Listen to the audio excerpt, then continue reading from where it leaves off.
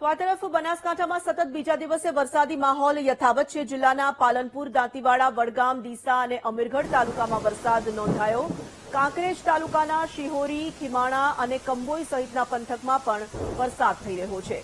સાંગળવાડા, અરણીવાડા સહિતના ગ્રામ્ય પંથકમાં પણ વહેલી સવારથી વરસાદ છે। સંવાદદાતા મોગજી જોડાઈ ચૂક્યા છે, વિગતો પ્રાપ્ત કરીશું। મોગજી, બનાસકાંઠામાં પણ સાર્વત્રિક વરસાદ, કયા કયા વિસ્તારોમાં સૌથી વધુ વરસાદ છે?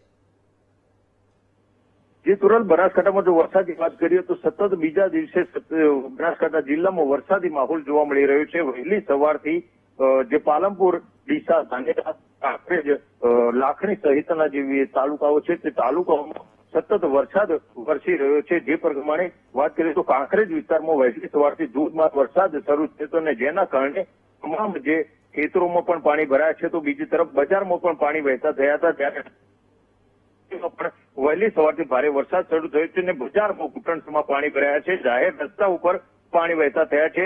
તો જે પાલનપુરમાં પણ વહેલી સવારથી વરસાદ શરૂ થયો તો એક તરફ જે ભારે વરસાદ છે અને જેના કારણે અનેક રસ્તા ઉપર પાણી ભરાયા છે।